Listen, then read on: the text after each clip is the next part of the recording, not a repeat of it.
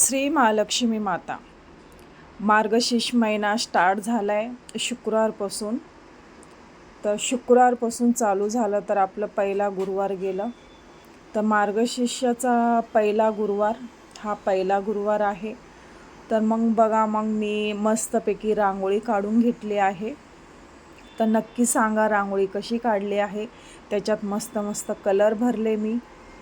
आणि कलर भरल्यानंतर पाट ठेवली. पाट ठेवल्यानंतर आपलं कळस हे आणि 5 प्रकारचे झाडाचे पानं, हे पण 5 प्रकारचे झाडांचे पानं वेगवेगळे आणून आपल्या गावात भेटतात.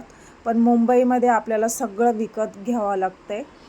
आणि मी गावातली आहे. गावातली म्हणजे माझं संभाजीनगर आहे, वाळूज पंढरपूर तिकडची मी राहते, वाळूज पंढरपूरच्या साईडला. तर मग मी गावामध्ये पण मस्त आणि आपल्याला म्हणजे रेडीमेड वगैरे काहीच भेटत नाही विकत. तिकडं मस्त झाडांचे फुलं वगैरे तोडून घ्यावं लागतात आणि मस्त फ्रेश फ्रेश. आणि हे बघा मस्तपैकी मग मी मांडून घेतली आहे. आणि शंख आणि गणपतीचं मूर्ती, कृष्णाचं मूर्ती, लक्ष्मीचं मूर्ती आणि हे सगळे असं मस्तपैकी मग मी मांडून घेतली. देवाचं पूजा, लक्ष्मी, आपलं मार्गशीर्ष पहिला गुरुवार. तर बघा तुम्ही, तर पाहत राहा पुढे पुढे. आणि जो हा मंत्र आहे मार्गशीर्षमधला म्हणजे शक्तिशाली मंत्र, ओम श्री हिम श्री कमलकमलाय प्रसिद्ध प्रसिद्ध ओम श्री हिम श्री महालक्ष्मी माताय नमः. हा मंत्र मी रोज रोज बोलते, रोज सकाळी बोलते, एक दिवस पण चुकवत नाही.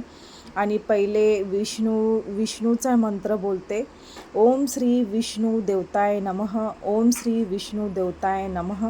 मग त्याच्यानंतर मग मी हा मंत्र बोलते, शक्तिशाली मंत्र आहे, ओम श्री हिम श्री कमलकमलाय प्रसिद्ध प्रसिद्ध ओम श्री हिम श्री महालक्ष्मी माताय नमः. खूप शक्तिशाली मंत्र आहे. तर मग हा मी रोज बोलते. तर लक्ष्मीचा पूजा मांडल्यावर पण मग मी हे मंत्र बोलते. तुम्ही किती वेळेस पण बोलू शकता. स्टार्ट आहे 5 वेळेस, 7 वेळेस, 11, किती पण टाईम तुम्ही बोलू शकता हा मंत्र. तर मग मस्तपैकी मग मी पूजा मांडून घेतली. तर तुम्ही पण नक्की कमेंटमध्ये सांगा तुम्ही पूजा कसं मांडून घेता. आणि आपली मुंबईची पद्धत वेगळी आहे. म्हणजे मुंबईची म्हणजे सगळे म्हणजे आपली आपली पद्धत असते. सगळे वेगवेगळे गावांची वेगवेगळी पद्धत असते. तर मग मी हे पूजा जशी मी 13-12 वर्षाची होती तेव्हापासून मी माझ्या मम्मीबरोबर उपास ठेवते लक्ष्मी माताचा. जेव्हा म्हणजे मी खूप छोटी होती, आमच्या गावामध्ये जास्ती घरं नव्हते. आमचे एकच 3-4 घरं होते.